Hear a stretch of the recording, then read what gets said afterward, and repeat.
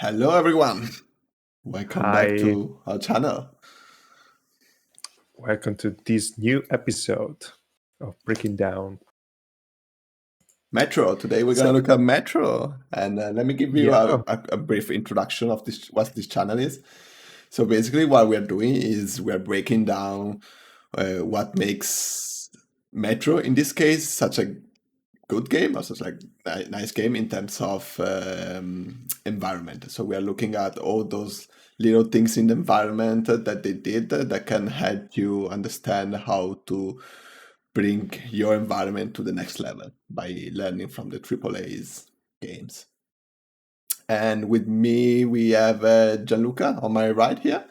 And he's the gamer of this channel, but he's also a real developer at HFAM. and on my left, there is Leonardo, that is a senior environment artist at Ubisoft Toronto, and is currently working on Far Cry 6.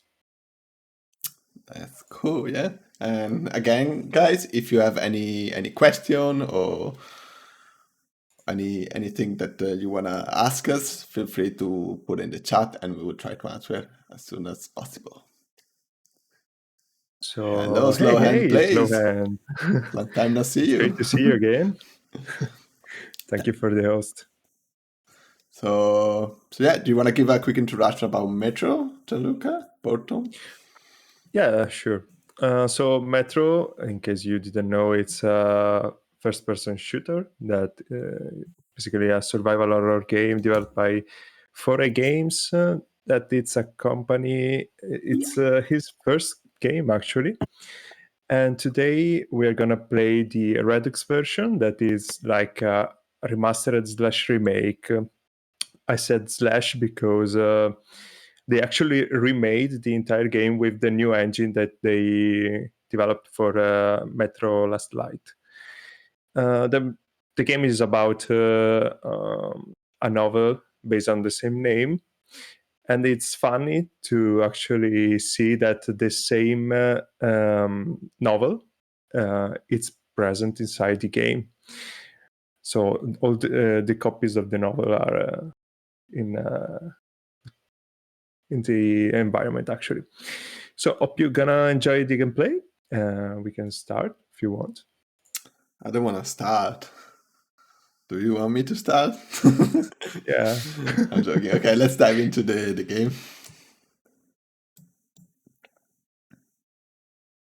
There you go. So just one quick mention, I recorded all the gameplay, try not to use hints and allow usage of UI. So sometimes I get stuck, but I think I cut this part.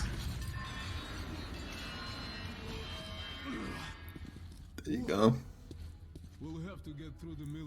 Is that the beginning of the game? Yeah. Look at those Starts spiders, like so that. cool.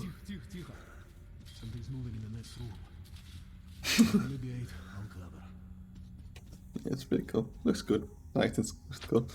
Alright, let's see what we can learn today.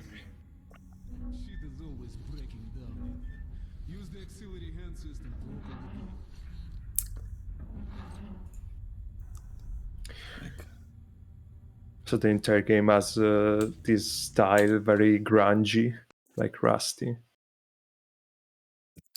Yeah, it's looking really good. Just a second. Actually, I think I need to take another screenshot.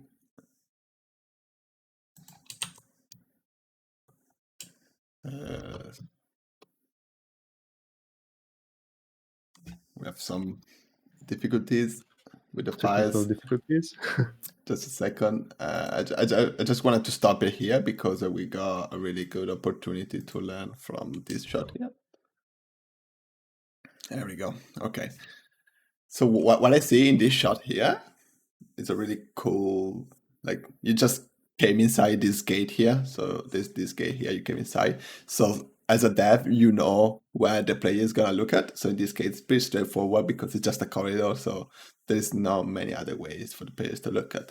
But what is nice about it is that the door placement that we can see here, and all these other props that I think you can check and loot are placed right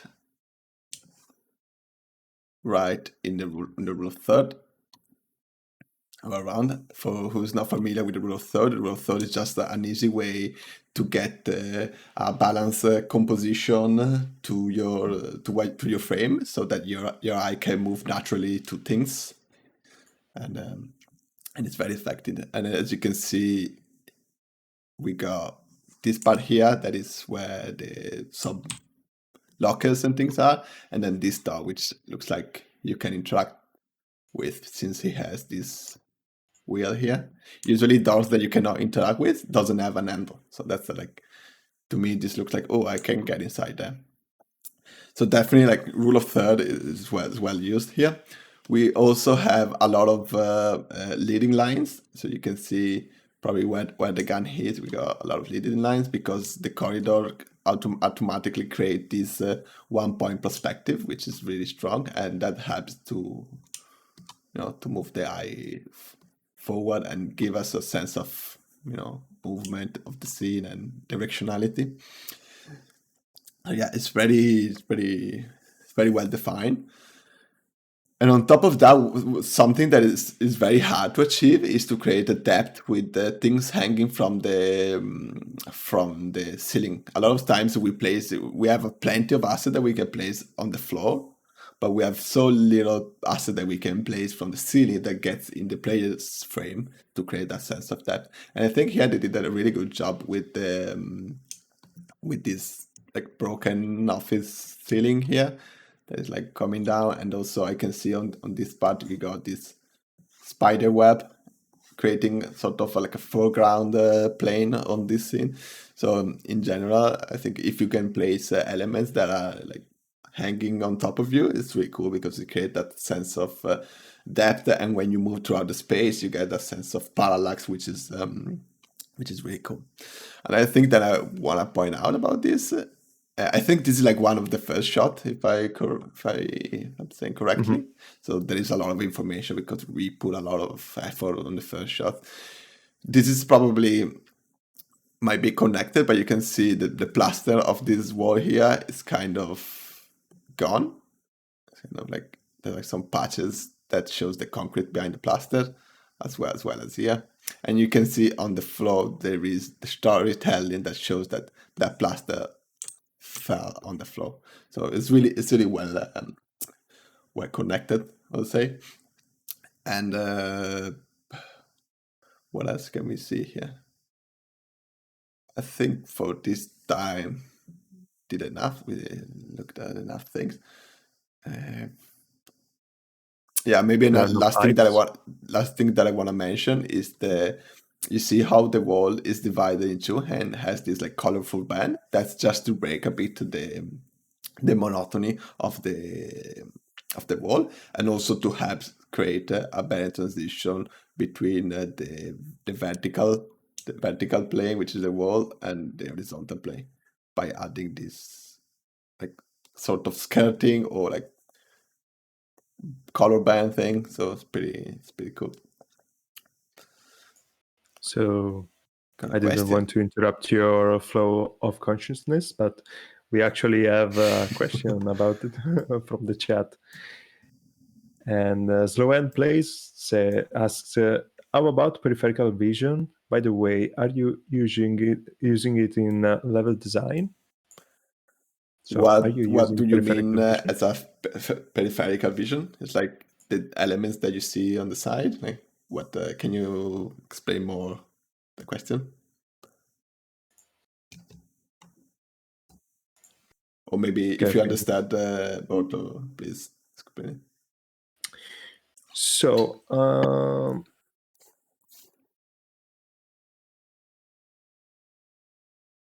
no. I thought I could understand it, but actually, I don't know. But yeah, in general, this shot is really cool, and I think they did a really good job right at the beginning. And we're gonna continue this, and then once we got the final question, we'll answer. Don't you actually think that it would be more engaging for the player if here, as a first shot, there will be a scene with major impact rather than this, maybe? I mean, it's a very close encounter environment. I don't know. What do you think? What was your feeling about? I like that you switch it off, and it says Yeah.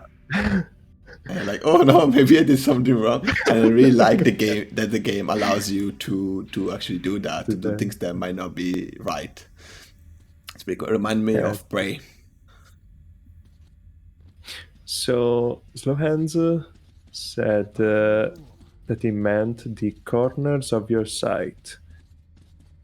So I guess, if I stand correctly, you're asking if when level designers do their job, take in consideration what the corner of the site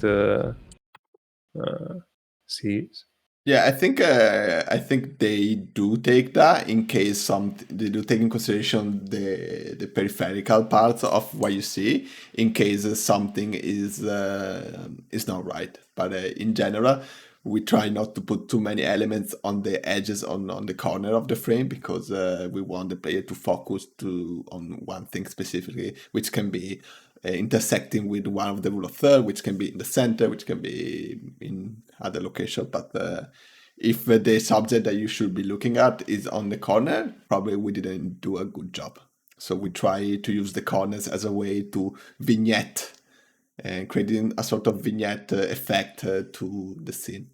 And with a vignette, I mean like usually in photography, vignette is when you use a lens that has because of the way that the lens is made, you get some darker corner around the pictures, and that's something that helps to bring the focus and the contrast and the light on the center of your picture, which is where the subjects are.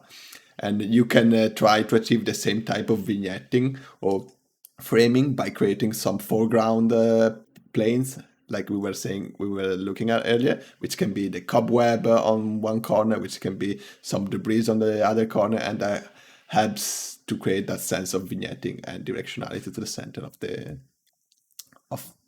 subject. I hope that answers your question, Sloan. Okay. So here, we just came up from the stairs, and it's really cool. We got this like very moony environment with the moon shining through. And again, here I can see if we draw again the rule of third, that we got this element which is very, very present in terms of where it is situated in the rule of third, and also in terms of the values. You can see how the contrast between this pillar here and this like handrail, the fact that the handrail here ends and create a nice contrast, and then there's like some posts there, and you got this straight line. This is like the highest contrast in this scene, which is to me tells me that there's something like maybe I should look at that, right? So the eye is naturally like as soon as you come inside here, you're like looking at this, and to me when I'm looking at this rail broken and leaving this gap here, and I think there is also some ice dripping down here. To me, it feels like maybe I can jump there, but obviously you can see how tall that is, so it's definitely not a thing. But somehow I think the fact that we break this line here of the railing is it's like suggesting something's gonna. This can be an useful information to learn about what's gonna happen there. Did you see that, Porto? Yeah, I guess so, because the other parts of the environment are all very dark, so I think it's natural to notice that part.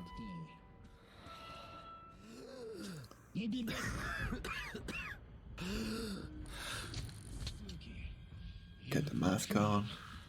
And he's also looking. There is the creature there.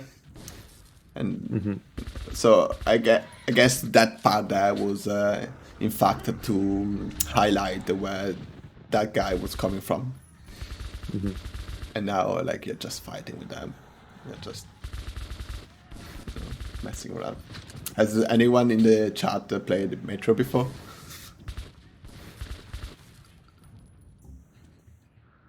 I actually haven't played it. I think I played a demo when the first one was coming out in a local fair here in Italy. That's cool. What was the name of that place? I don't remember it, but I think it's well, you know, around Conegliano area. Okay, I see. This is pretty cool. I like how, the intensity of the storm or whatever is coming at you is like creating that sense of movement, a sense of things. That's more like a VFX thing, but it really adds a lot to the environment as well. Well, and maybe the second one too. Yes. So Slowhand played the first one, and maybe the second one. Yeah, what the hell happened here? Are those friendly? They almost run you over? Yeah, those are friendly. I had the same feeling. I felt it was kind of strange as an interaction. Glad to see you, Colonel. They tried to murder you, and then they are waving at you, friendly.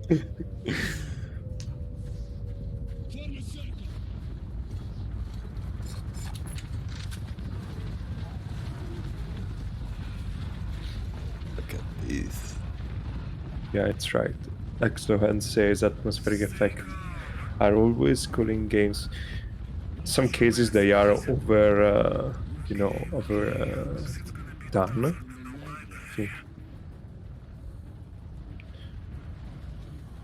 I think in this case works really well.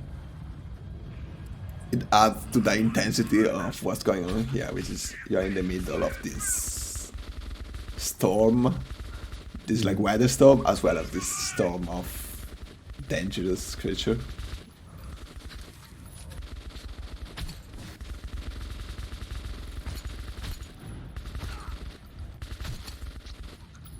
You just. This is scripted. Oh, okay. So like, wow. Right at the beginning. Yeah. Yeah, I think right at the beginning, thanks to this scene, it gives us already a glimpse to what's going on. Yeah, the entire world, the post-apocalyptic feel that you have. So you understand that there are tons of mutants, there are a dangerous environment outside.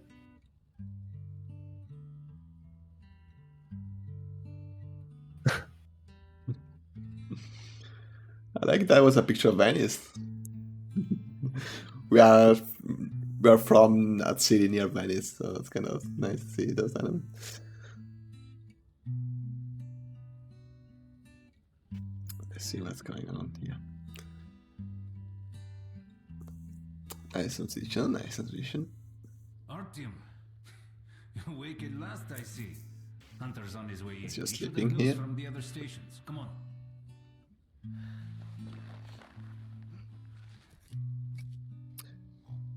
Yeah, this looks really cool. Like I like the level of set dressing, the narrative behind. You can see how this picture of probably this guy, and if you read them, if you watch them all, you can kind of get a glimpse of his personality as well.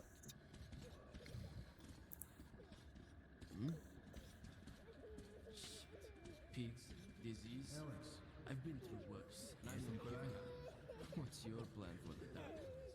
Station can't survive much longer if these attacks don't stop. I like that there is a taped arrow in the background. That's something that we do to help players, especially when a place is very packed of things and can be a bit noisy. Like in this case, we put straight arrows to make it more obvious. So you try to be very explicit about it. Exactly. last night. The hospital's full. So, I have a question for you. Got a question. Let's Yeah. go to the question. About the entire environment that we see here in Metro. It's very indoor, very close. So the player needs to be led in some sort of way. Do you find more challenging making an indoor or an outdoor environment usually? I think it's more challenging to make an outdoor environment because when you are indoor, you can literally channel the player wherever you want because you have walls that you can place, and that's already a very good way to lead the player. So imagine if you have a long corridor, the player will go from the beginning of the corridor to the end naturally without even putting some effort to leading the player. While in a open world, like in a outdoor POIs, it's much more difficult because players can get to that location in many different areas. It can have distracting things, and especially like in open world game, you might get like NPCs coming over and creating a different experience, which is cool too. But I feel like it's easier to make an environment in an indoor space. Also, in an indoor, usually we have, if you're making an open world game, usually you have much more budget in terms of how many assets you can use and etc. So I think the indoor are kind of more fun because you can push that sense of that like narrative layer to the storytelling, to the way you place assets and to the amount of assets you place that often you can't do in the open world. So yeah, definitely. So do you like it more the indoor ones? Yeah, I think I like more indoor. Yeah. See. To be honest, I think the other side is always winning. Right now, on Far Cry, I'm working more like on outdoors locations. So maybe that because I'm working on that kind of location, now I feel like, I want to work in indoor because I can see what I cannot do in the outdoor one. So I'm like, I want to add more storytelling, add more like things like that. That maybe I'm a bit limited in the open world. I see your point. Cool. Okay. Thank you. I'd like to remind the chat that, as always, we are taking questions, so feel free to drop them in the chat and we'll pick them in the next session of our Q&A. Oh, that's you. Cool, so I guess that's infirmary in a language that I cannot understand. I think it's Russian. How are the wounded? Was it? Not much improvement. I know. I really like the storytelling here. You can really tell that this is the infirmary, and I think they did a really good job to characterize all this like little location within a space, which is really good. And it's often like a mistake that we do. In this scene here, I wanted to stop it because I think we got a good example again, and I spoke about this many times about this warm light here coming from here, and this cold light coming from there, and you can see the way they blend. They create like these nice gradients between those two lights on walls and on floors and on everything like that. And again, you can see what I was saying earlier, that we got this colorful part of the wall to help break it a bit more. And I guess in this case, blue is like a cool color, so that's really, that's something that you should definitely consider to add in your environment if you're making one. And overall I think it's really cool. I also really like the storytelling of the plot. I think we got plot here, we got plot there, we got plot there, and there's like a guy here that is doing something, and there's probably this little ball here which I don't want to know what is that for, but maybe it's that for the plot. And you can tell there's some sort of directionality to the thing. It's not just like random thing. So probably there's like a connection. Maybe that guy was here somewhere, and then he moved somewhere else, which is pretty cool. And what else? Yeah, I think that's just about it. Hey, Pixel Nauts. I think he just hosted us.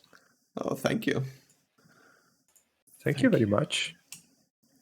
Really appreciate the support, guys. All right, let's go back to the video. Thank you very much, dude. You can see the splashes of blood going- that are kind of, leading to that location. Thank you, Nuts. Well, it's going good, isn't it? No? Yeah, it's going good. Oh, good. It's Hunter. Mutants don't knock first. Open the damn gate. This is very tense. Actually, I saw something that I want to point out. I'm gonna go back in the video a bit. So, so when we came in here again, it's another opportunity. We got a door. We know that the players will go through the door. So we definitely want to work how things are placed in this scene. And in this specific case, I think you can see how there's this area of interest, which is fairly lit from the fire, from the campfire that is there. And if we draw again those famous rule of third, you can see how that somehow lies around one of the intersection, which is like around here. And on top of that, what we can also do, we usually, again, what I'm saying right now, it might come naturally for an experienced environment artist, but it's a good things to break it down to this kind of level so that other people can learn how to how to do better. So one thing, so now that we use this intersection point here, we can cut even more the rule of third of that remaining third there, and you can see how the guy here it's also on the other rule, on the other third, and then lastly we got this door which is right in front of us. And the good things about the door is that we got, because it's kind of like one point perspective again, because we are in sort of a corridor, we got a lot of leading lines that are leading the eyes to that direction, which is pretty cool. One thing that is also very cool in this scene is the tiles. Here you can see how there are like missing tiles, and yeah, overall really cool. Like when you're putting missing tiles, you always try to add broken tiles on top of it. So probably we go here, probably these tiles broken here, they were where the missing ones are, and this is like a really good way to add that level of storytelling.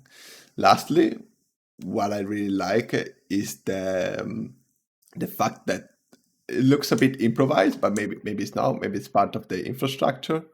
But this element here is really nice to integrate this whole scene here. So the fire is like, the smoke is going through there, and it's all nicely connected from a logic point of view. And connecting things from a logic point of view is really good. Really good. It will make your environment looks more believable and makes more sense of it. Pretty good. Yeah, seemingly, yeah. So, do you want to tell me what's the story behind the Italian flags of the Monkey King? Yeah, I was looking at Monkey King stream, and there was an Italian flag that didn't have the right order of colors, and then I just given the feedback. It's actually quite fun. And because of that, I got a free subscription because no one saw that flag. Actually, pretty fun. All right, cool. Let's go back.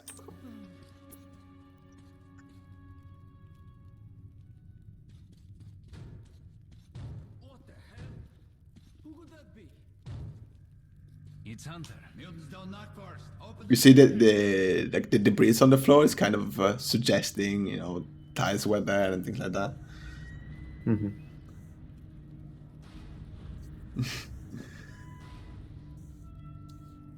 Welcome to Exhibition Hunter.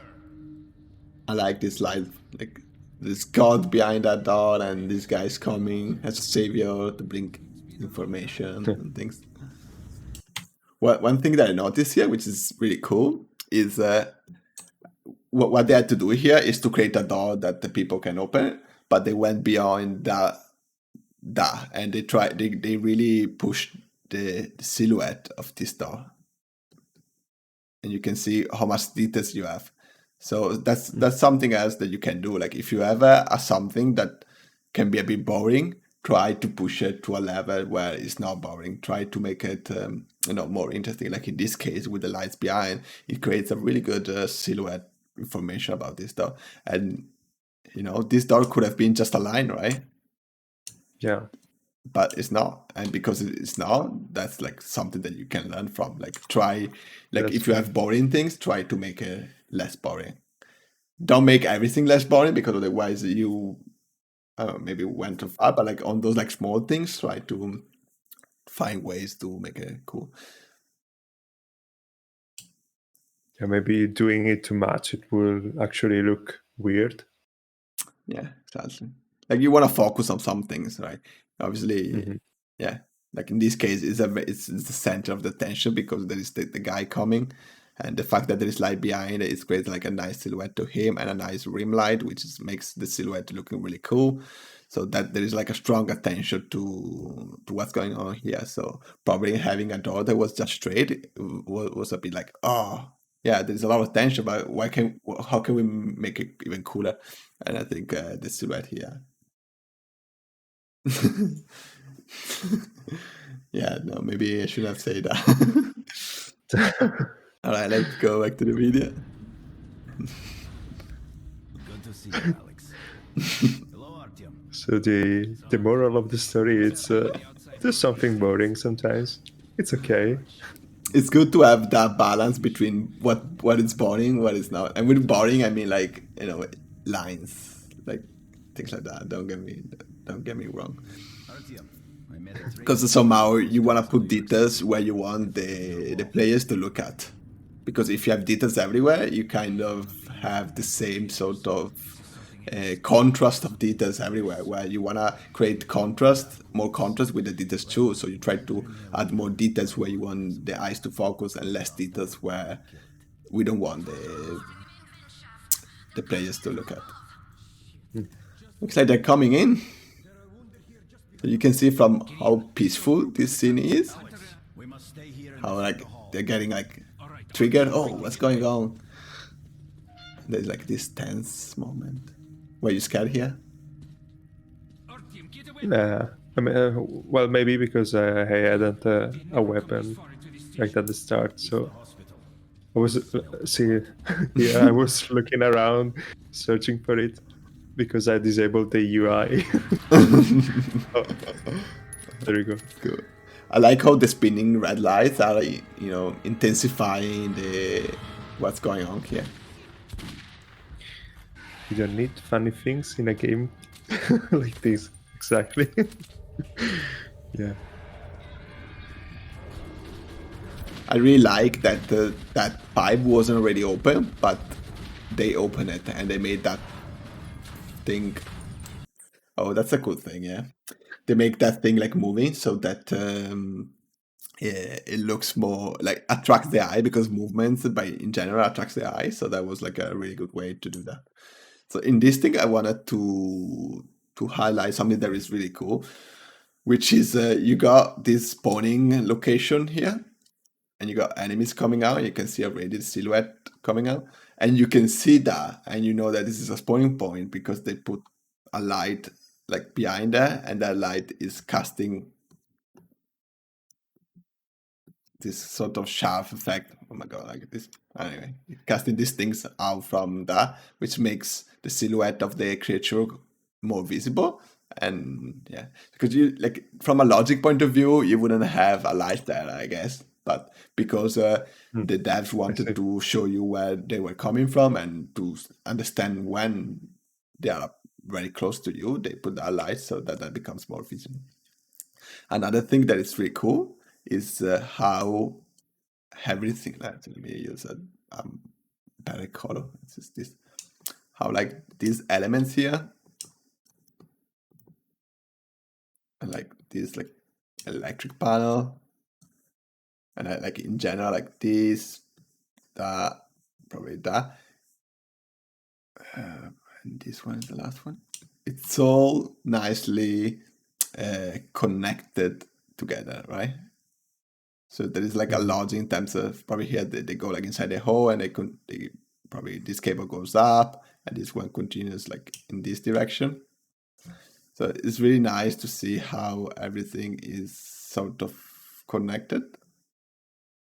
And this goes up somewhere and goes somewhere, and then from here you got element there. I don't know, probably here inside the pillar they're connecting together, and then they're coming on this side. Yeah. And then you see also like this thing, it's like connected, and I like that goes under the door, which is something that you would do, right? You wouldn't put the cable going straight to the door because you want to move through the door. So you go there, it's good there. So I really like that logic, like how the logic connects everything together. And it's really important, like as I said earlier, try to add logic to how you place assets. So you can see, so the cable is a good example. And again, if we want to show another good example of the logic is about the fire here, right? We got this thing here that is right there because the fire is there, and it's like making smoke, and didn't want it to die with the smoke. So again, try to add logic and connect things together. It will make it look really cool. And lastly, about this shot, which I haven't touched before, is the branding. You can see how we got this high voltage sign all over the place, and then I think we got like pictures here. We got something there. I remember there was like something on this table, I think, where all like the pictures there. Like in general branding, I think there was also something like that on that panel. I don't know. But yeah, in general, branding is really useful to create a connection between the player and the world that they're playing the game in. So in this case, we are in this post-apocalyptic world. I don't know in which year, but like we are probably in a dark future where things happened. And thanks to the branding, I mean, not only just thanks to the branding, but the brandings really helps to create that sense of connection between our world, the one that we're living in, and the world of the game. And I think you will see probably this sort of labels that you see often in your everyday viewing of the world. You can see probably there are numbers every place, everywhere, because they, in the world in general, we try to label things. So you will see numbers, you will see labels, you will see all sorts of things. And that's again to ground the environment more to the reality. Look at these nice colors in this shot. I hope you guys like it. It was like the best shot of this stream so far. In terms of painting? Yeah. Welcome, Gran Ducato di Narnia. Hey there. If you have any question, feel free to ask. Okay, let's go back to the video. You can see how nicely the lights behind those guys there are shining through the door, and it's, making them more visible. Again, they just opened the grate there, and that's a good way to get players' eye there, because movement attracts the eye. Mm-hmm. It almost feels like you want to also go inside those air vents. Yeah, because they are very lighted, I guess. So I feel like, oh, I can go out from there.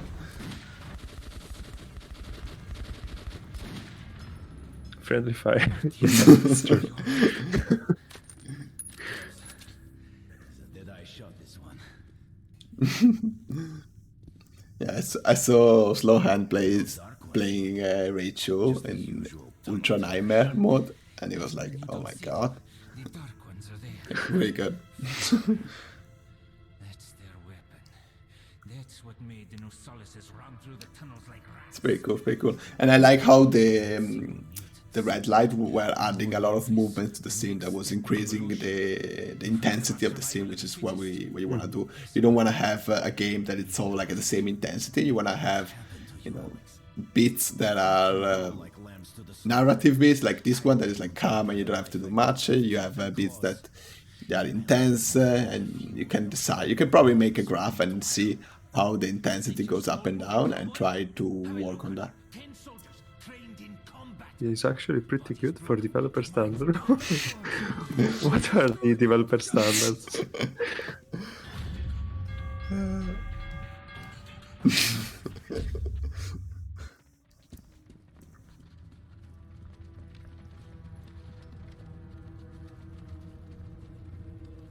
Let's go. Okay, so this guy weren't that lucky.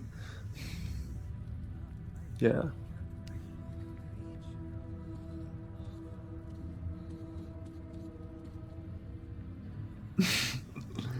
He's kidding, but I'm not. I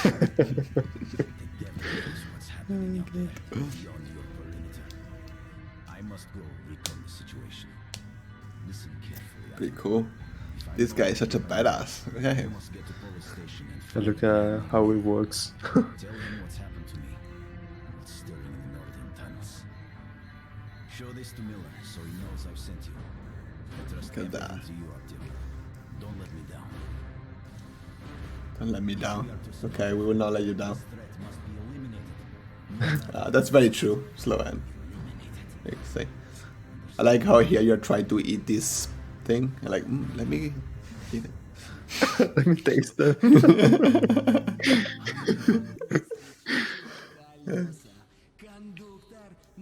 Cool, so we are waking up again. Taking your time as usual, huh? All right, grab your gear, go to the platform. There's actually a lot of narrative that I've cut here. During the loading screens, the main character tells you what's going on between one event and the other. Ah, I see.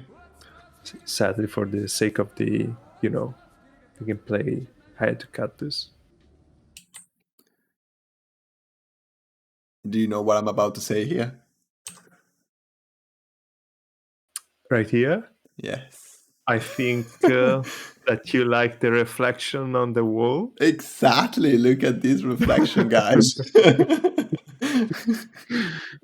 So I think it's really cool, and that's a good example of having contrast on the roughness of your material. So in this case, I think we got this, water dripping down or something, which is creating this nice reflection. And yeah, definitely add that, either that or like puddles on the floor or like, things around there. And yeah, it's really good. And if you do that, though, don't forget to add a source of light or something to get those sorts of details, because those details here are only visible because there is this light here that is like bouncing there and then it's coming towards you. And that's why you get these details. So if the surface that is behind doesn't have any light information, you would probably don't see that kind of thing. And yeah, it's pretty cool. Yeah. Pretty cool material. One thing that I wanted to mention is about door. Like, this is not maybe the best example, but you can see how this door doesn't have the handle here. It's like, it doesn't have this sort of handle thing. Actually, maybe that's why you put the key. You don't have the handle there.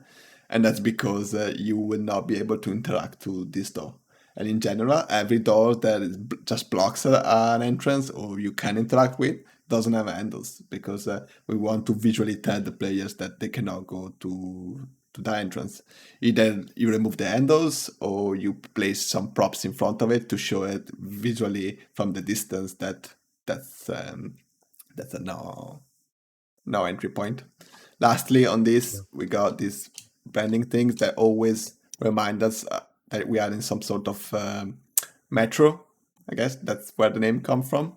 So another good branding element. And I saw here that we got this flammable element here, which is another one. I don't know why it's there. Maybe because it's connected to that. Maybe it's just a sticker. I don't know. But that's another element that we can color branding. And lastly, this one here. Yeah, pretty cool. And obviously in this room we got plenty of branding elements, which helps to give a glimpse of the character that you are, I believe. Let's go back. Look at that. Environmentalist. Like turning off the lights, not wasting energy. Good job. So Sorry, I have a question. Oh my god, question. Alright, let's go back to the question screen. So, so actually, have you seen these the likes? I just was wondering if you ever script sometimes with visual scripting to add some logics in your environment, or you don't do that. You just ask the help of a developer.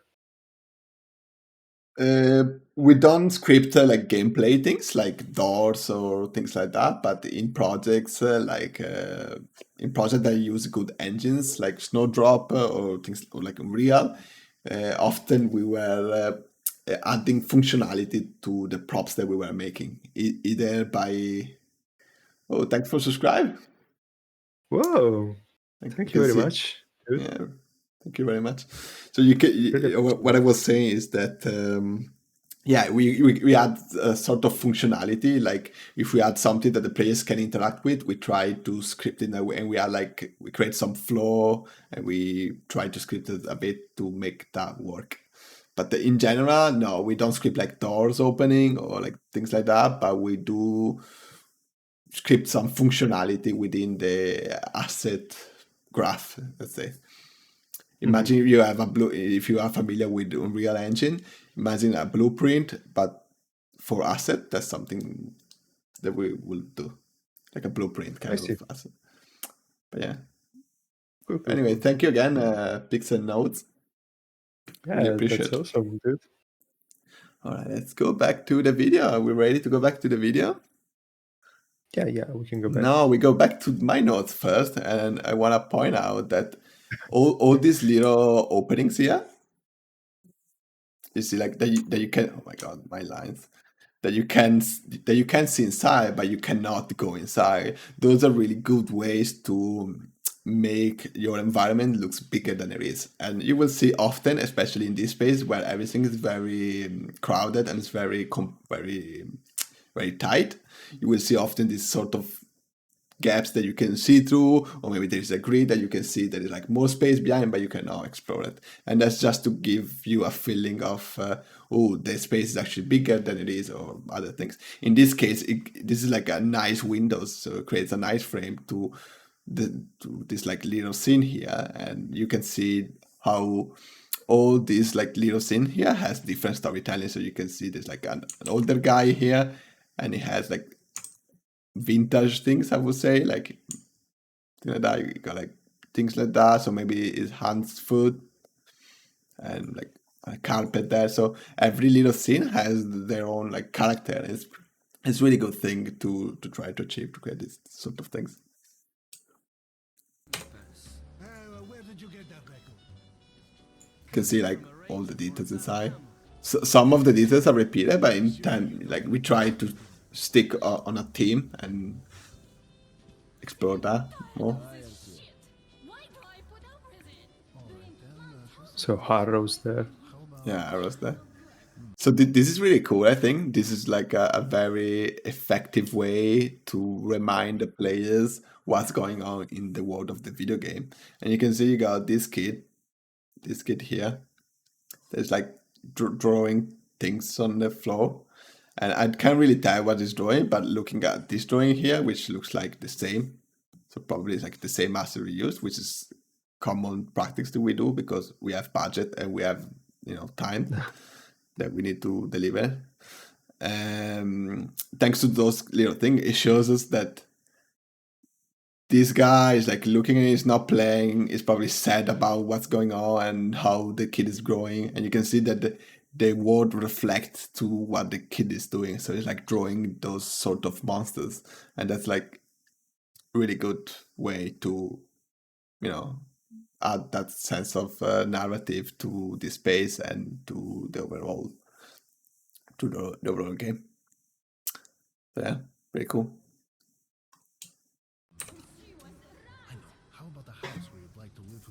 Is it too soon to ask another question, or? A house? A big one? Now you can ask another question. You wanna ask another question? Yeah, because you said a lot of words about narrative, and I just want to link about it and ask you, how does the narrative of the game influence your work? Well, the narrative of the games is, let's say, the pilot of my work. Like, if I don't have a narrative of a space, I can't really make a good space, because I feel like all the places has, like, the environment basically is storytelling, right?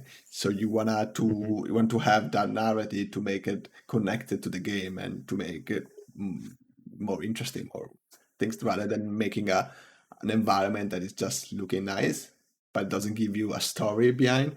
So in my opinion, narrative is very important, and to me, I see narrative as a map.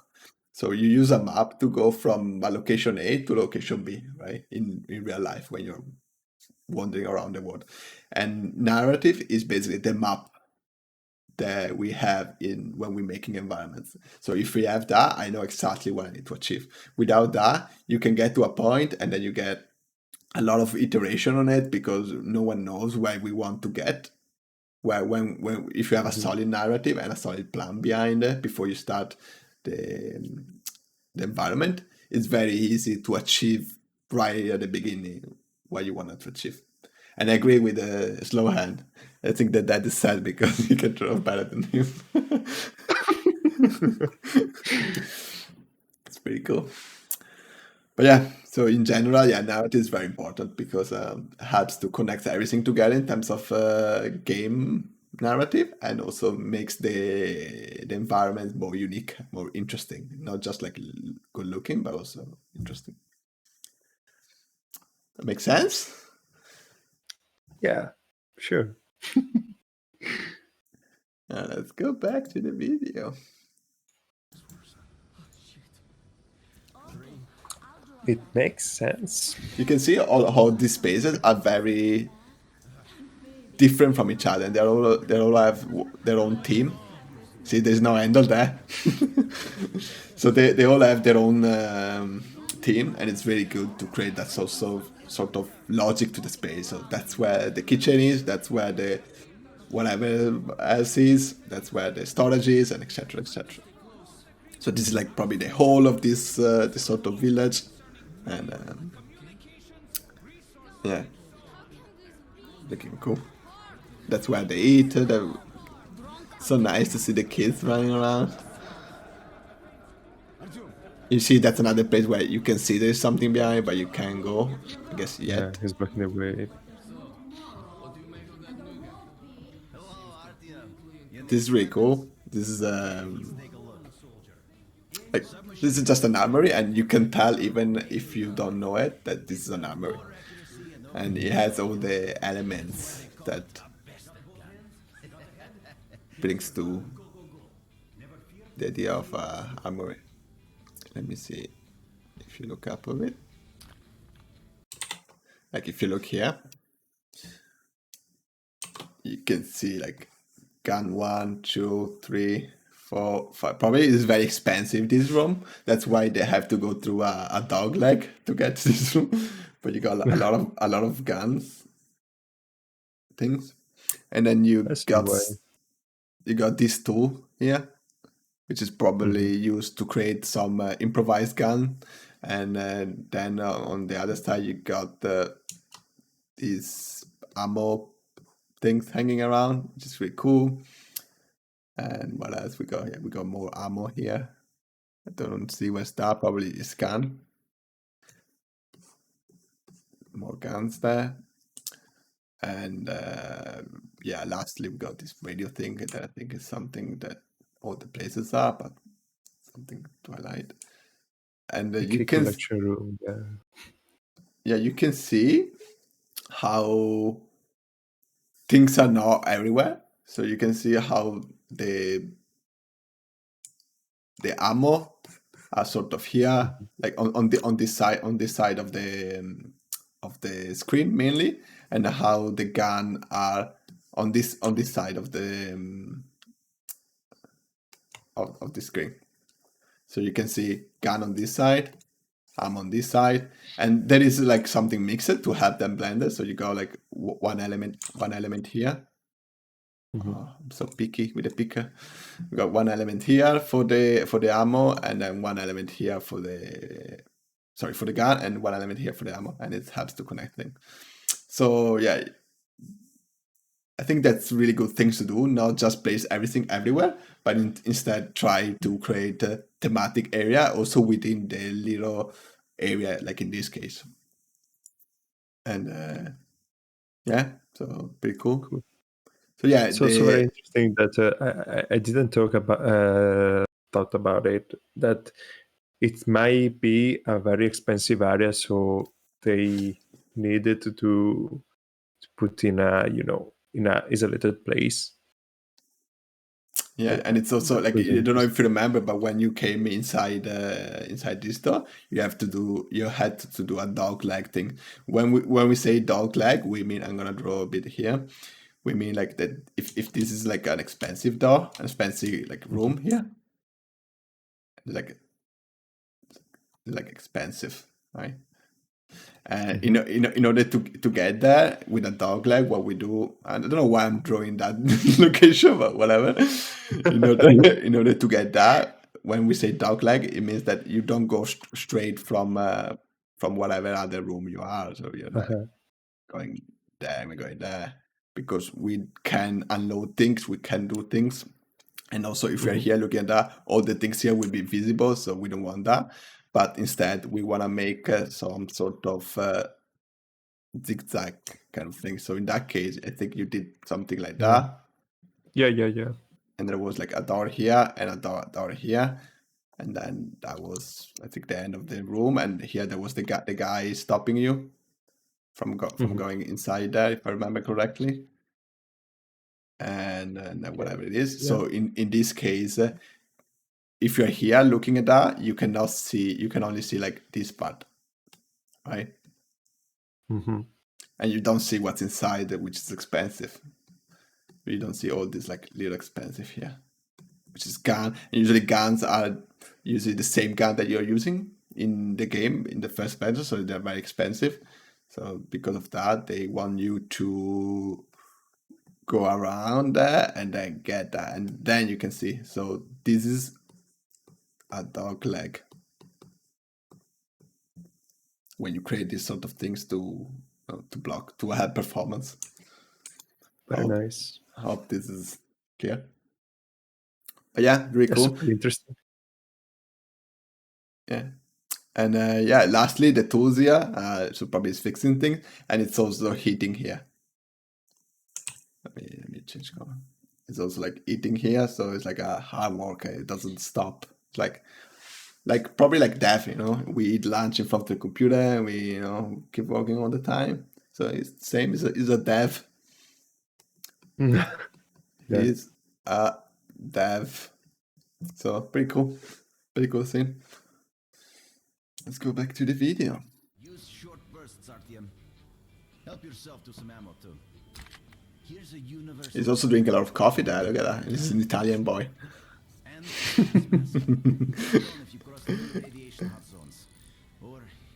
And on top of that, the VO is like helping, like he's telling you things, so he's teaching you how to use the game. He's giving you a lot of goods. Okay, you're supplied, my friend. Feel free to try out your weapon on my firing range. And most of the time, when the player can get a new skills or a new weapon or a new cool thing, we always have somewhere where the players can try or learn how to use that skill or use that weapon or shoot in the game. So this is like a very good example of, you just got the weapon and bam, you got a shooting range. And another reason why they don't like it is because you probably, once you get out here, you get to a gun down location, so you don't want to shoot other enemies. So that's another reason to talk like that. You see this red. No design. So we have a question. Oh, that looks like a long question. Let's go to the question time. So do designers usually blocking out draft maps and then you fill it with props, or you usually create it from scratch? Asked by Gran Ducato di Narnia. So I think some cases designers started to do a block out, so it creates they're creating like a very representation. We use sort of Lego blocks. So imagine you have a lot of like boxes, and you can scale them and rotate them and do things. So they create the main layout, and then we started to work on it, and we started to replace those white cubes or gray cubes. That's why it's called like gray box or something like that. So we started to replace those with pretty looking walls with nice texture and nice reflections, because we are artists and we are like looking at those little details, where they are just looking at the experience, which is still very relevant things in a video game. So we start to replace all this kind of thing. In other cases, sometimes where we are making a complicated environment, like a very contemporary space, which is full of curves, full of interesting things. As an environment artist, I work very close with the designer. So we are like literally walking next to each other in the sort of desk layout point of view. And I make the asset, I provide him like a kit, and like use that kit, and then we iterate back and forward, and we try to come up with a good solution to make the environment looking cool. I hope that answered your question. Thank you for the question. Good question, Gran Ducato di Narnia. Thank you very much. Let's go back to the video.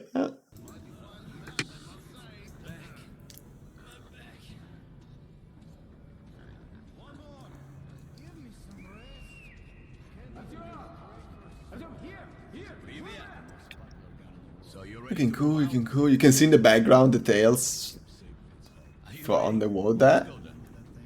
They are like broken in parts, and that's nice, instead of just having like a flat wall. So just break the monotony if you can.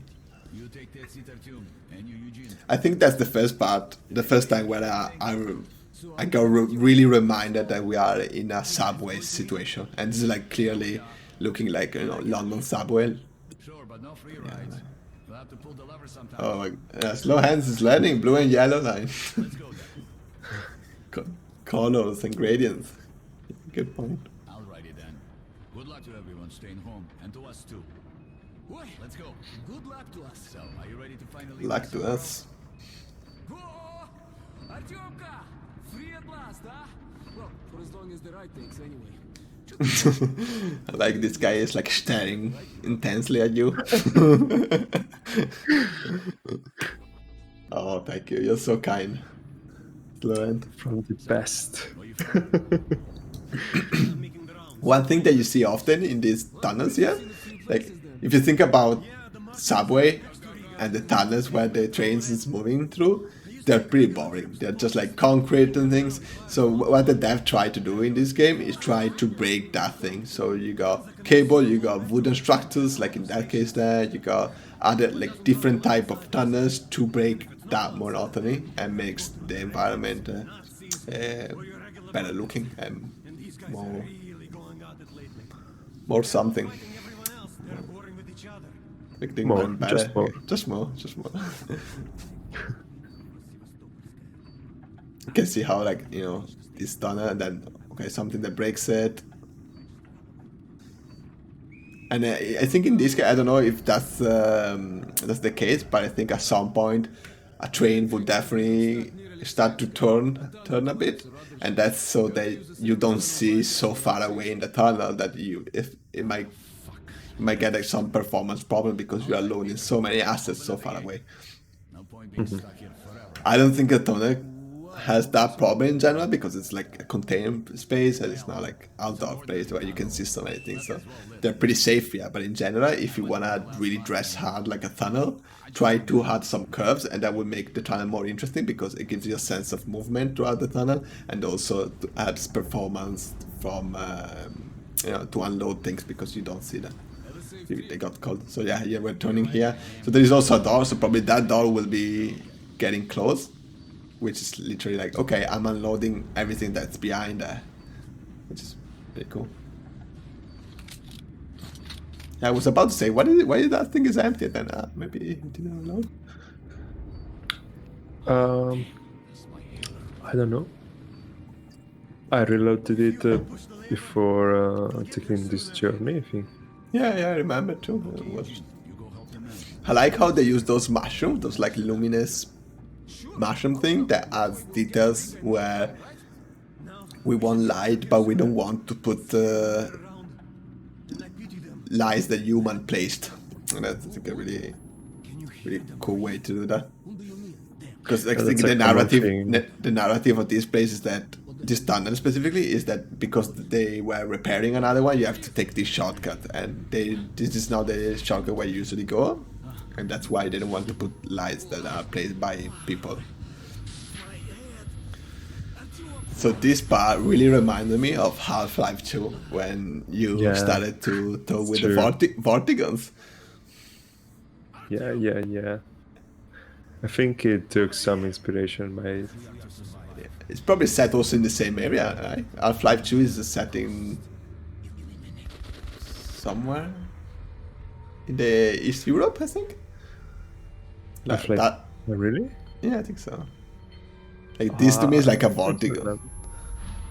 And like, yeah, also the arms are pretty similar. Like sleep.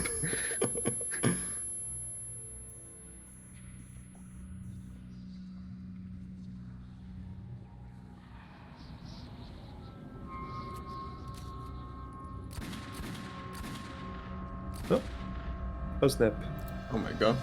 East Europe, yes. That's good to know. Oh, I didn't remember. The more you know, Borto, the more you know. You're welcome. Thank you, Slovan. I'm a big fan of Half-Life 2, so that's good. I guess.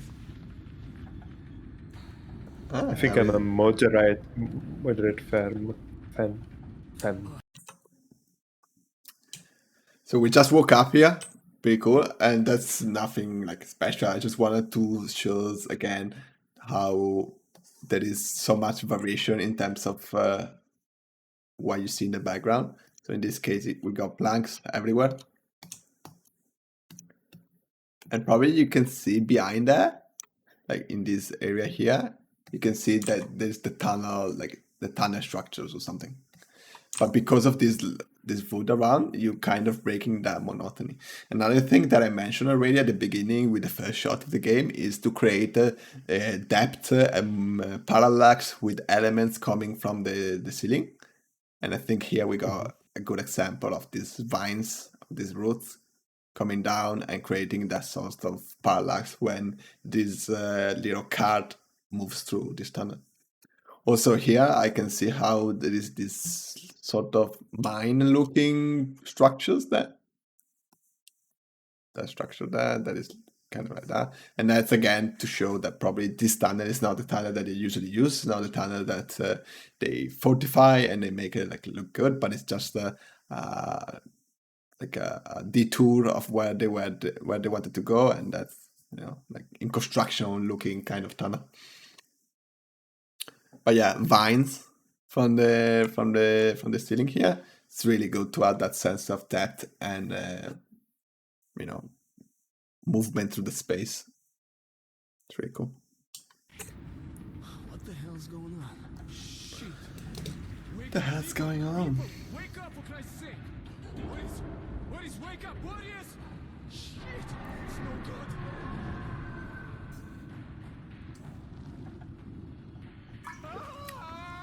You see those vines coming towards you, they add that sense of there's not a space that usually they go to because they would have cleared those vines out. I like those think it also- dynamic cables there. Sorry, go ahead. Yeah. I just was saying that I think it helps you to. It gives you a sense of movement. The spines passing by, you know. Yeah, exactly. Артем, как ваша Oh my god, what the hell it is? Yeah, there was like a dynamic cable that was moving when those monsters were like getting into the train, and that's really good. Like in general, try as much as you can to integrate the players and NPC actions with the environment. I think Naughty Dog does an amazing job with that, to integrate the environment with characters, especially like in Last of Us 2. You can see so many details. You can see how well connected those two are, and sometimes this thing has been a bit overlooked. And you know, there's the character department, environment department, and they work like very separately. But it's really good. Things try to merge things together so that.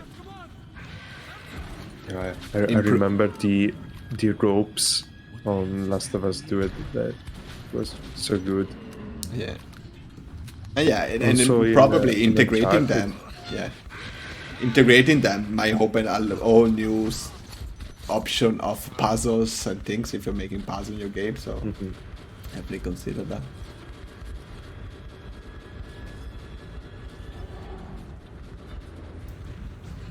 I guess you are alone now. Kinda. I felt unsafe to, you know, run to the guys who were shooting at me. Yeah, it's very like, what the hell?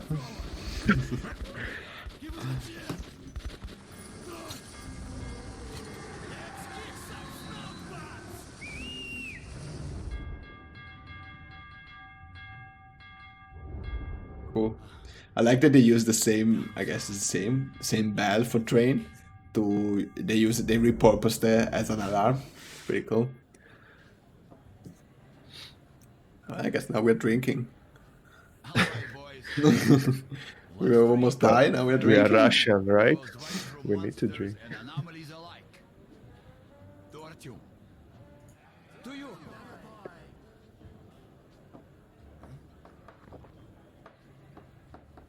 Hell, if not for you, Artyom, would have been shredded like cabbage. You deserve a medal. I guess that's a little like narrative. Here, thing. take them. Some ammo. Looks like he's like dealing drugs, but instead of his ammo.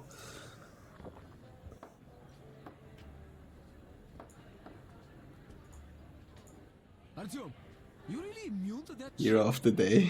See if that shroom vodka knocks him down, huh? Okay, we've got to check that. I like how when the girl was passing by, the guy in front of you was just looked at her. Like it was very nicely connected.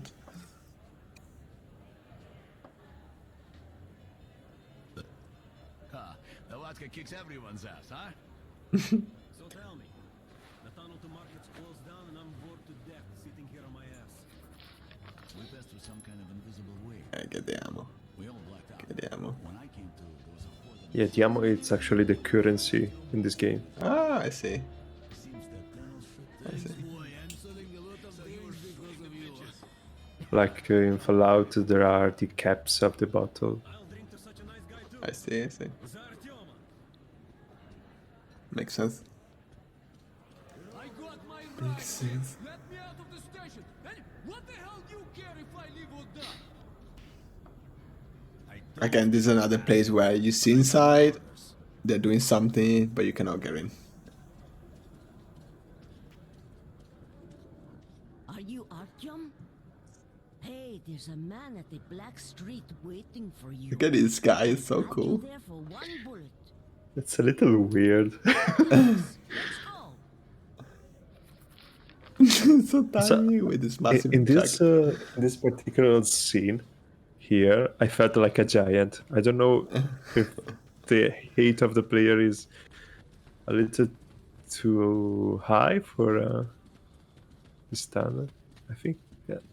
Do you see it? It's hard to say because also the kids is very It's like looking like with this massive jacket of a adult jacket. So it looks like more adult than it is with the hat and everything, just like a miniature version of adult.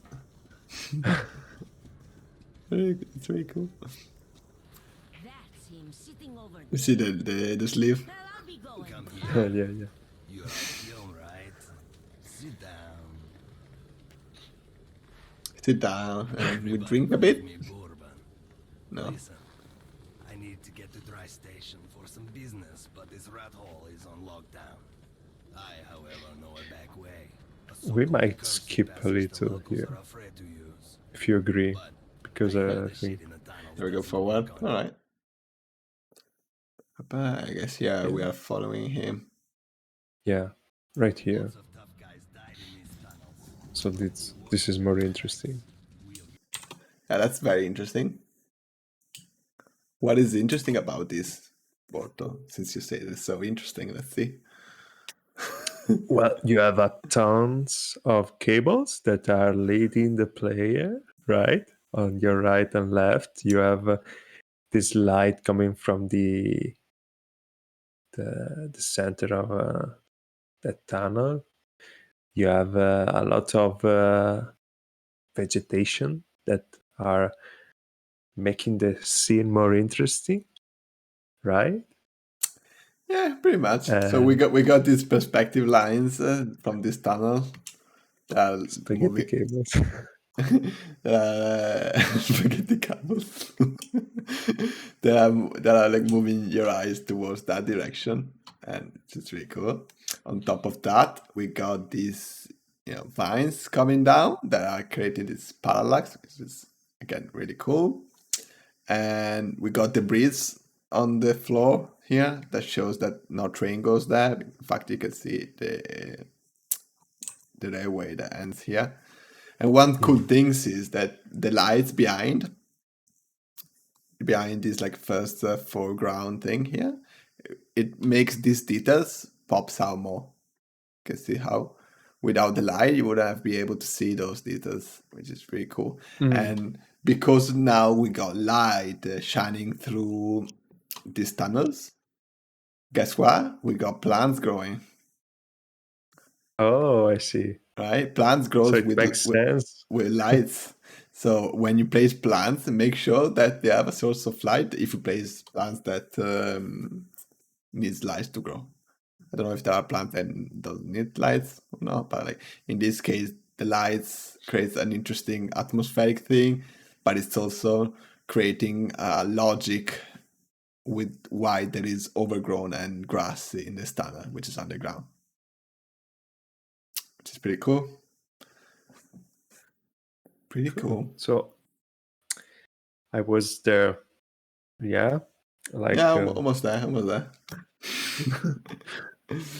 All right, let's go back to the video.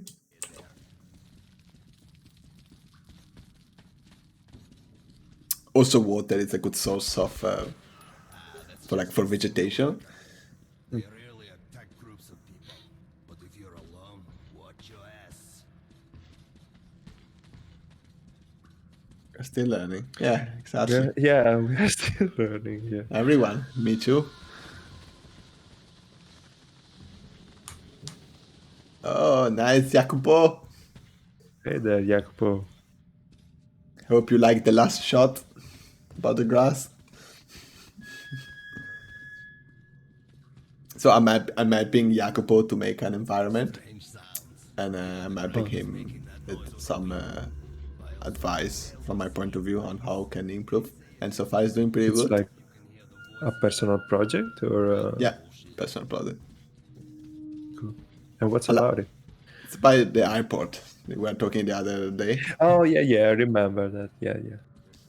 Pretty cool. So is the guy who's listening like podcast about what was it? Yeah, the podcast about airport. Yeah, Oh yeah, okay. pretty cool. Look at this train here. Look at this train here. So let's look at this train. Yeah, that's me. So this train, I think, is really, it's looking really good. Obviously, we still have all those leading line again. We got cables and things that are like leading our eyes there and bringing us there, like usual. And then if we haven't drawn for a long time, but if we draw the rule of third now, guess what happened? We got this door here, or in general, like this train right there. So it's nicely composed. And you can see that it's not just in the middle. It's not just like on the rail. It's not just whatever boring position it could be, but it's there because it's nicely framed, and it also helps to create that sort of details with the debris on the side. And one thing that is really good too is the level of destruction here. You can see there are concrete slabs like falling down things, and it's also going on top of it, and it's also going here, it's also going there, and all of that. So the storytelling is very well done. And on top of that, they didn't just stop that to make it even more obvious, because sometimes in games you want to try to make things even more obvious so that player really gets the things, and you increase the wow factor, I guess. We got these cables here. Again, we got spaghetti coming down here. And then to amplify the level of destruction, and to add a bit of vignetting foreground elements and stuff like that. So overall, very cool.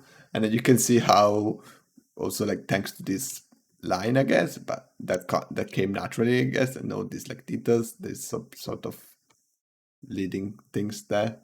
And yeah, I feel like as a player you go there, just to go there and then get on top of that train and continue.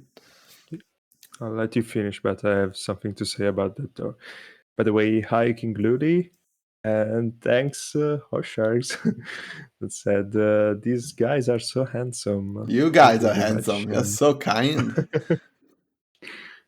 If you guys have any feedback about like how the stream is going, if you prefer to see different things, you can join Discord and provide us that feedback. That would be really useful for us, because we just started this channel, so we don't know what we're doing yet. We know how to look at things, but we don't know how to, to make these hours going like be less enjoyable for you guys. So if you have any feedback, please reach out. Yeah, we actually have a Google form in the about session of Twitch. We never said it, but it's there to gather feedbacks. So have you seen that? Yeah, you weren't able to get in. Yeah, that was weird. I don't know if it was me or it was the environment like that. I don't know. Probably you. Let's blame the players. Again, we got plenty of little windows that allows us to see things, and to see things outside our player area, and that's really cool. Again, that makes the space more like complete and bigger than it looks. So Slowhand said that the stream is pretty cool so far. Like Leo said, you are too kind, guys. Too kind. Too kind. It's cool. Everyone leaves the light out. Thanks to Jan. We're saving some oils today.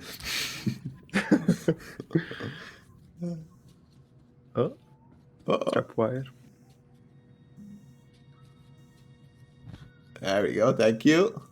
This one, yes. I think the fact that you can turn on and off the light is really cool, because it allows you, to play with the environment and you feel more integrated. We were talking earlier about creating things that interact with the player. It really helps to connect those two, and lights is one of them. So if you can turn off the lights, you feel like, oh, I can change the environment. It's not just static. I can actually change it. I like how you're like, what? Let me put a mask and just farted? do you remember that I said that I disabled the UI? Maybe I shouldn't. I feel like you were smelling his butt, and it was like not smelling good. You put a mask because safety.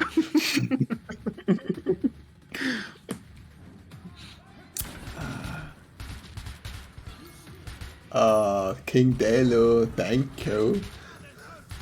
Hey, Kindelu. What do you Good to think? see you. What do you think about Porto smelling that guy butt?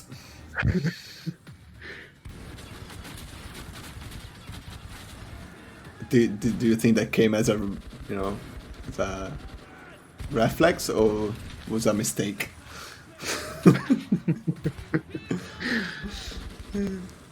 Here we got like a lot of comments you can see right now. Oh, look at that! Let's put a knife on the wall. Right now, Slow Hands is like screaming. Panic right here. Okay, nothing wrong with smelling some butts. Yeah, that's true. Do a lot of these things. Yeah, not everyone though. Not everyone. So you can see the amount of covers on the rail that have been placed by people, and also they are very conveniently placed for this combat shot space here. Oh my god, guys, did you see that? Did you guys see that? That was a clear end shot. Oh yeah. Did you see that, Slow Hand? That was like badass, I think. And yeah, I just wanted to point out that there was a headshot. Yeah, a cool headshot. Thank you very much. Yeah, let's get before. See if there's something. Clap. So I don't know if you can see it because I think it's pretty dark. But here, from an angle that where you were coming in, you got this pipe somewhere there. I have a light from the window that I can't really see the. I'm trying to be afraid of him. Can't really see what's there because it's very dark on my monitor. But there was a pipe, and again, there was a negative space that was going inside the wall, and that's again really good things. Like a lot of times, it's really easy to when you're making 3D environments, it's really easy to extrude things, but it's very hard to extrude things outwards, but it's very hard to make a negative space within walls, within floors, within stuff like that. So whenever you have the chance, try to do that because it really has a lot of like it breaks down that sense of everything is always on top of the wall, but in that case, like it goes inside the wall, which is really cool, and it's really really nice to add. I think. What else? We got covers here, but obviously covered there, and then probably covered there for this encounter. And again, just to remind you guys, we got these electronic boxes there. Just there, just to add details. And I can see how this guy, this like little box here, is connected to that. And it's also going there. It's also like going there. There's like a hub there, and it's going down. Probably it's going down there and everything. And yeah, that's pretty cool. And then I think there is a hole here, or maybe that's the shadow of the bulb, but let's assume there is a hole and there's this thing coming down. And one thing is really cool about that, the light from the ceiling, is how well integrated it is with the wall. So it's not just a light that is placed on the ceiling, but it has this sort of patch around it, which is, in my opinion, really cool. And that makes sense because when you're making a hole in on a ceiling, on a plaster or something, whatever, you basically making this area weaker. So with the time when this environment comes like in this state of this post-apocalyptic things, humidity and things start to remove from the weakest area of the place. So in this case, from the center, it's expanded to where it is right now. And I think that's really good things. And again, one last thing about this easy corridor is that this is the corridor. This is basically the environment, like the the shape of this corridor, but thanks to so many assets like this one here, the pipe here that's going around, which is also like a good leading line. Thanks to like, you know, these guys, that one, they're really helping to break these like this, what I call it, boring shape, but you know, in this like very rectangular looking shape, very 3D shape. So again, when you have like things like that, try to break things by placing objects and making it more interesting for the eyes and for the player. But yeah, good job on that headshot. It was really well executed. Thank you very much. If some of you can please create a clip of that headshot, would be really cool, because we need to remember that. And yeah, Pipe saved the day again. Like always. Exactly.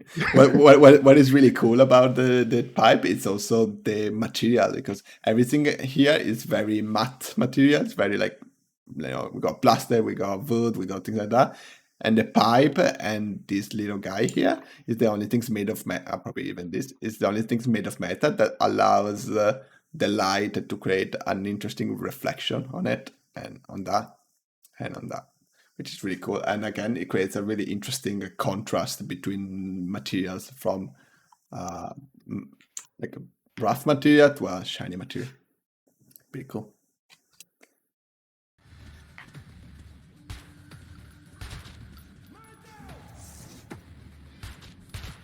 King Delu gave me a new nickname. Gianluca. I like knife in the shadow. That's another clip to record that. And then you try to retrieve it. You found it. Yeah. Well, what was that? Look at this. This is like obviously a red door, because it's the door that you have to go in. And I think what I can see, and that's not the first time that I see this door, is that doors that you need someone to open the door for you, because as a player you can do that. They have this sort of details, and I think it's really good. And also probably they are red. Can you open door in this game? Is there, or they're always open for you?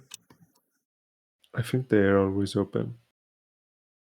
I didn't actually think I ever open a door. Open, okay. Or maybe later. Pretty cool. Throw a knife to the dark, yeah. Actually, I learned to play during the end of this gameplay. Does the muzzle flash illuminate surroundings? Well, I think so. Yeah, I think there must be a torchlight or something, or maybe he's holding it with under like the left arm, the left hand or something. But I hope there isn't a torchlight inside the muzzle. But, you know, well, who am I to say that?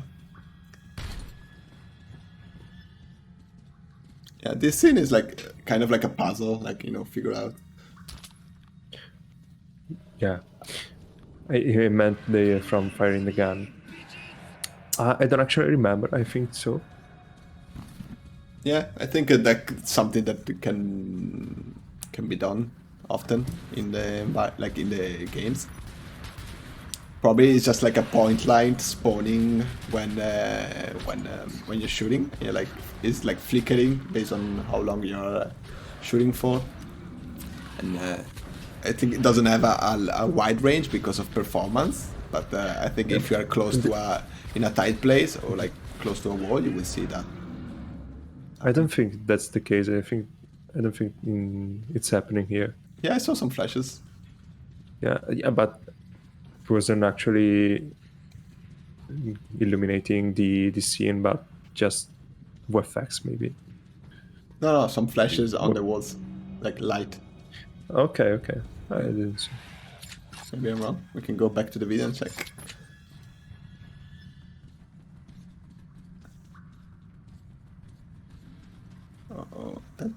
You see. Let me see. Okay, let me stop here. So this is a bit like too late, but I don't know if you noticed that this guy here came from that, and this guy here came from that direction. And if you look what's in that direction, there is always a light. There's always a light. So basically, you see always where enemies are coming from, and they are very well signposted by light. Instead of being all dark and you get enemies, and then you are looking around and you find them, they're next to you, they're killing you, which can be a bit frustrating for the player because, you know, we are playing a game, we are not like there physically, so we can't really get all the senses of sounds and things like that. Because of all this, because of the lack of this kind of information, we make more obvious where the enemies are coming from. And that's like a good example of, you know, we got two enemies and we got two lights, which is exactly where they were coming from, to create that sort of movement and contrast in terms of value to signpost you where they are.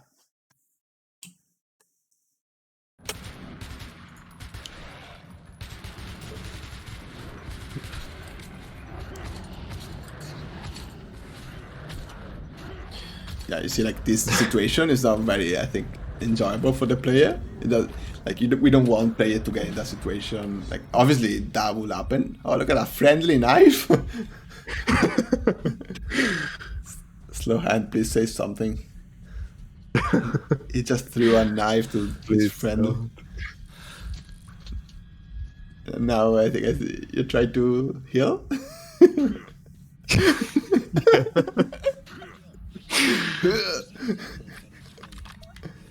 Oh, okay, I found it. Yeah, he threw a knife on the companion guy.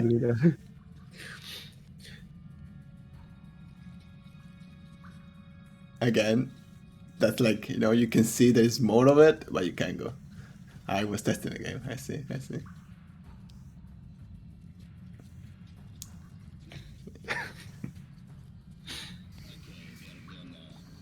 I'm gonna move a bit forward here because I think it's a bit long. Like the same location. We could, I think, jump in an outside environment if you want. Let's see. Or maybe if you see something that's interesting. Let's see what happened here. You got that. Developers don't have time to play games; they just test games. Exactly. So I think after this long journey from that station to this other station, you get to this point, and let's see what happened here. Look here, boss. I'm sure we can work this out. I see some clipping here. Some clipping? Don't you see the flashes? Nothing? No, I didn't see. I missed it. No more. Okay, no more. Yeah, this friendly guy. Hello, guys. Welcome to the market. Let's move our asses. Or would you like to enjoy their company a little more? Hey, what's your tone? Oh, very friendly, yeah. Well, it looks like we are in another settlement. Deep shit. No way. You just say we are in deep shit, but no, I think we are in a settlement now.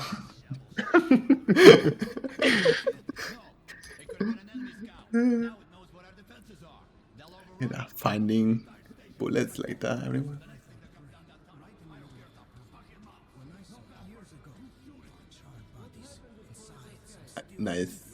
Nice, like little scenes to add some storytelling to this.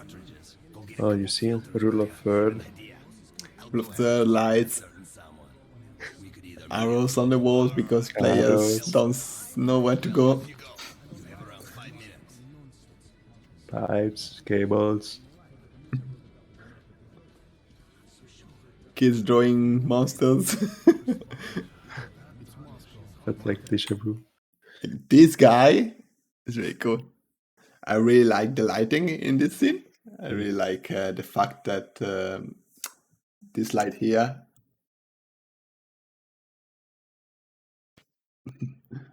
It's like that creates this interesting shadows. Not on everything, because shadows are expensive, but you got some of them.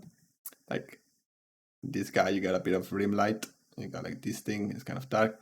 I like how this guy is using a headphone, and there is another headphone here. But yeah, it's cool.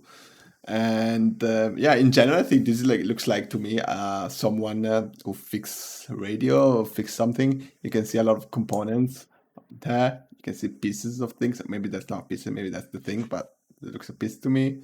And we got radio, so maybe it's like a radio fixer or something. I don't know. But like, it's pretty cool. I think it's more like a communication post. Yeah, probably a communication, but it's also like, to me, the fact that there are objects there like that is sort of like fixing things. Maybe something went wrong. But yeah, I think if it's a communication, it makes sense because you will always sit there and you can see how much tea he has left. A lot of tea. And, this teapot could have been on the table, but instead it's not. It's like on this little cutting board so that they don't burn the metal table, which is another thing. But that's really good. Like stacking props like that to create that transition is really good.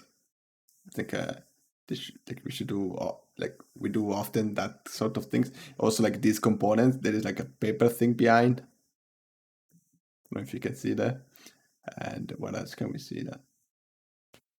And I think that's pretty much it.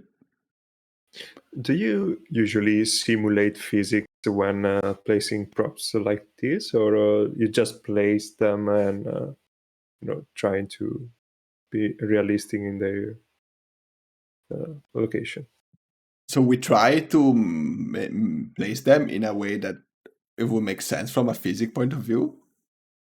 If that's what you ask. But you don't actually use like tools or things like that to actually simulate physics and then to place them, to use physics to place them. No, we don't use that. I think that's one of those like cool video that you see, but it's like a technology that you don't have. Would be really cool though. Sometimes we are like doing R&D and we came up with those kind of solution. It's really cool. But then eventually we never ended up using them because reasons.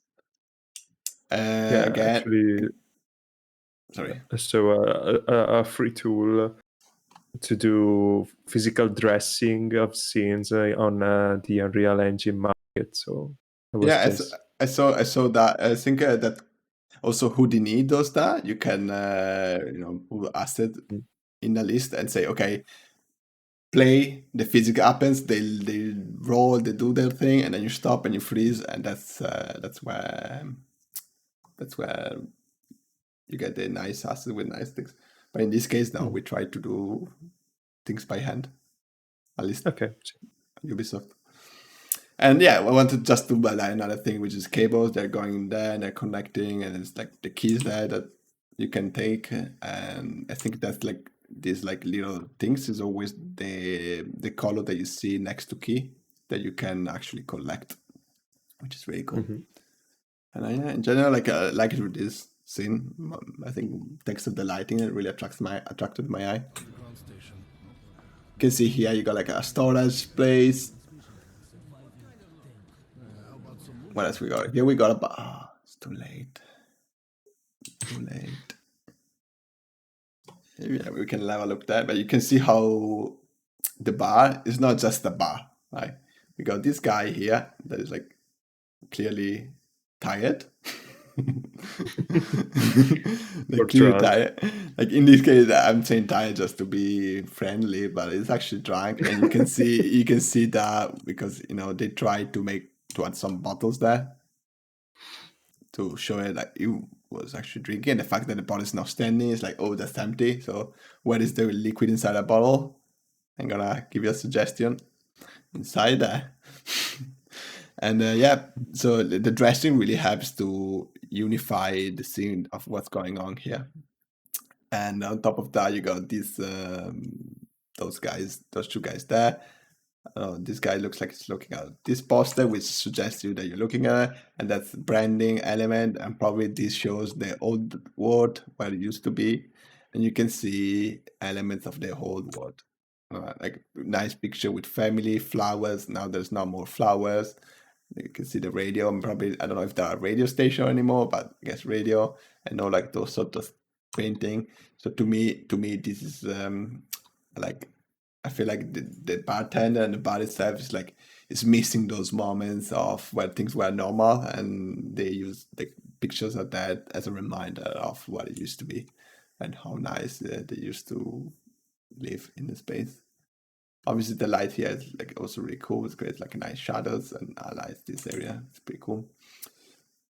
And this is another example of elements that are coming from the top or from the ceiling that adds to the creates like interesting foreground and parallax to the thing. Yeah, really cool bar.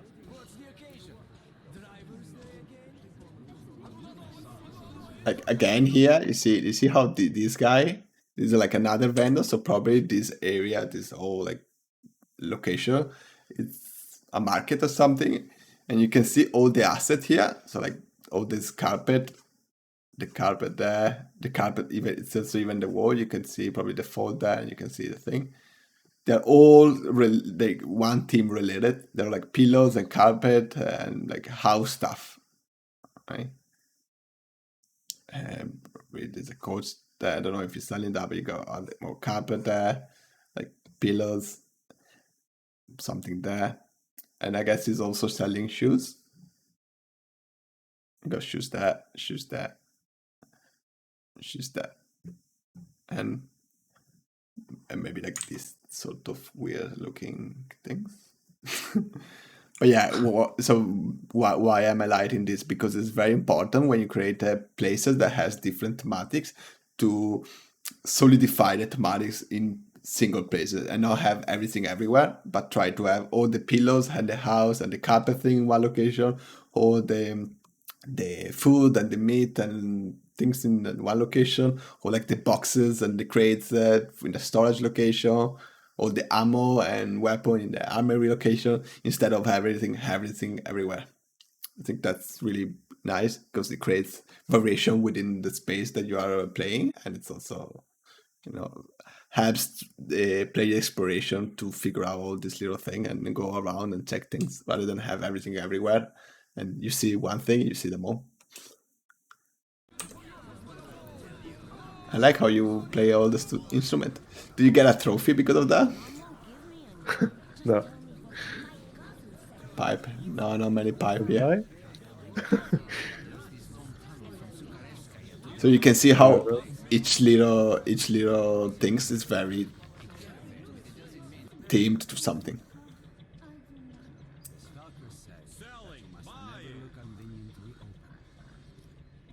Yeah, Spaghetti cables. Yeah, spaghetti pipe and spaghetti cables.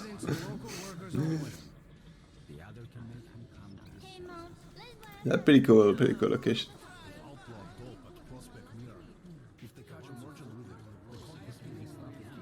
There you go, we're at the bar now. You can see all the tomato soups on the table. Okay, his glasses, such a cool glass. I wanted to do something, but I didn't have enough money. You can't make games without them. Well, it's true.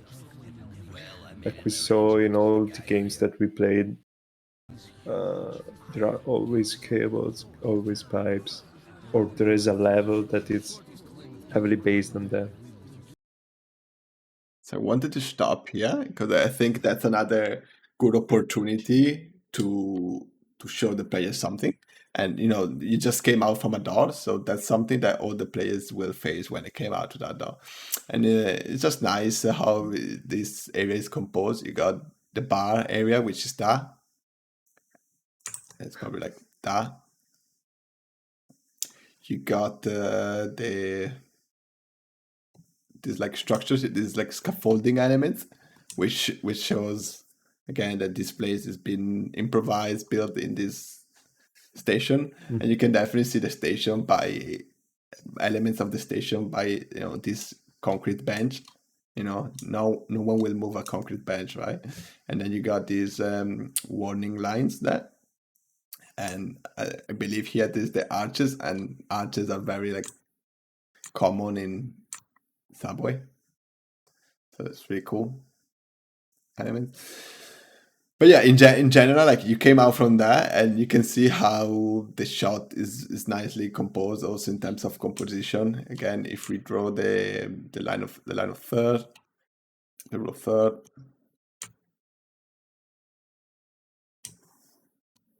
like that, you can see how these guys are there, and then on top of that, if we draw like this, the line of third of this thing. So if we draw like, so it's kind of like that. We got other elements here, which is like the bar thing, which is really cool. So naturally, the eyes moves nicely on this scene, and you got like this like sort of scene, and it's also very interesting to look at the floor, how the floor is all empty to improve the navigation of this space. You can see how you can get to that location by following this flow. So in this case, the flow is helping you guiding. I think overall very cool. Very cool. You could actually put the golden ratio on this. No?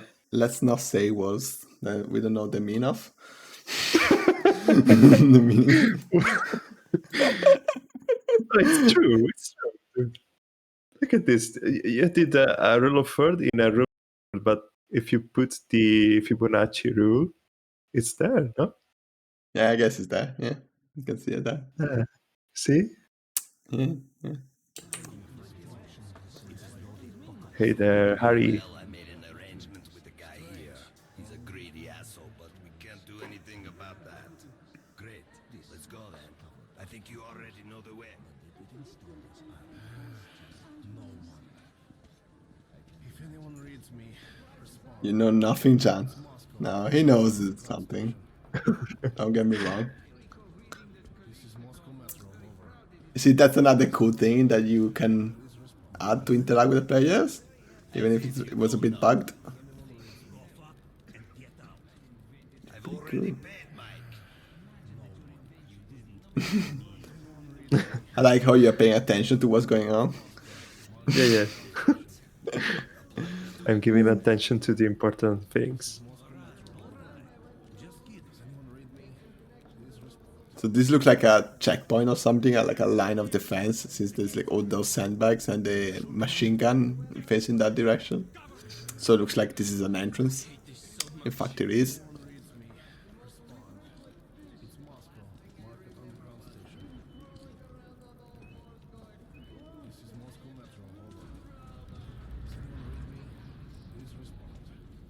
Ooh. Again, the door has a nice silhouette, like we saw earlier.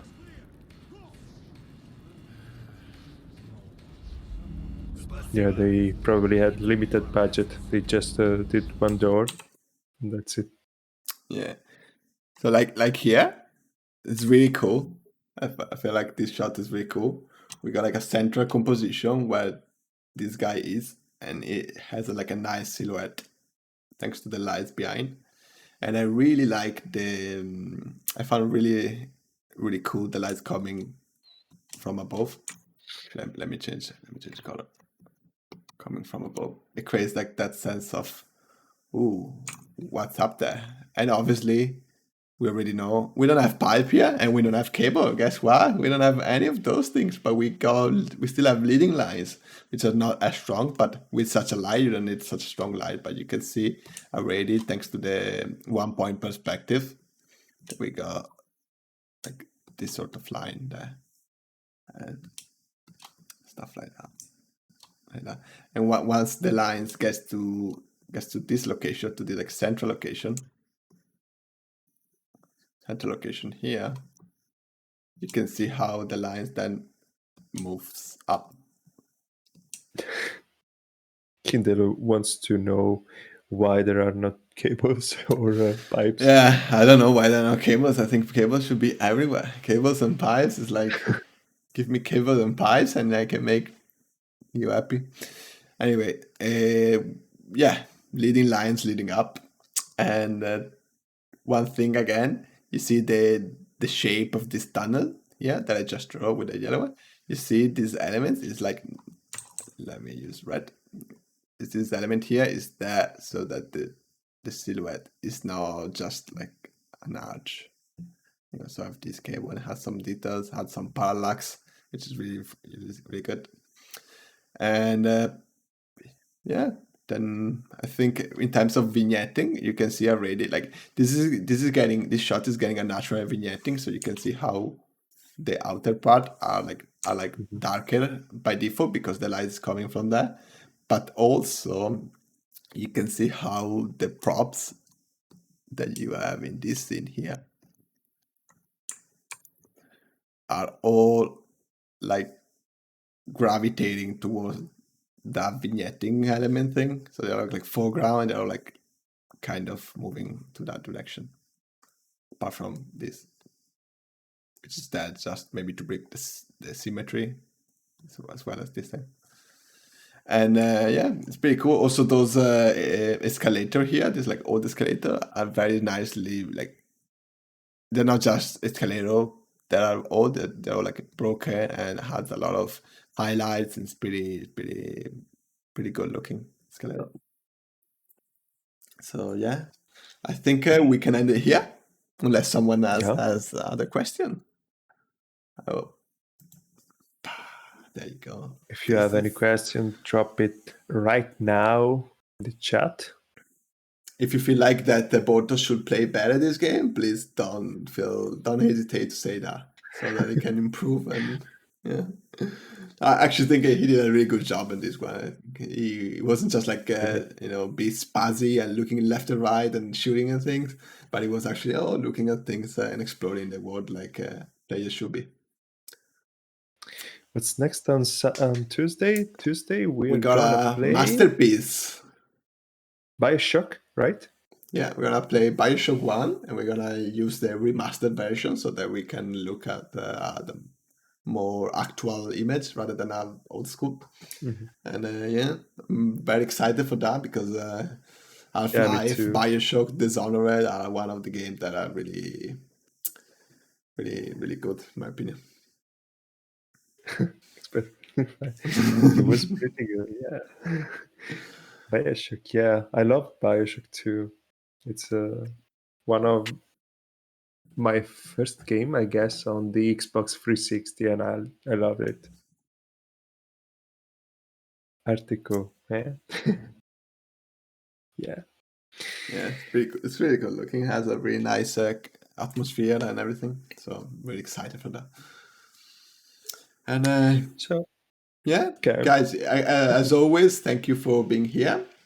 And please, if you like what we're doing, follow and share. Like what we're doing, we are very keen to help the other artists to learn from these big games, to learn like all these little tricks and to improve their game.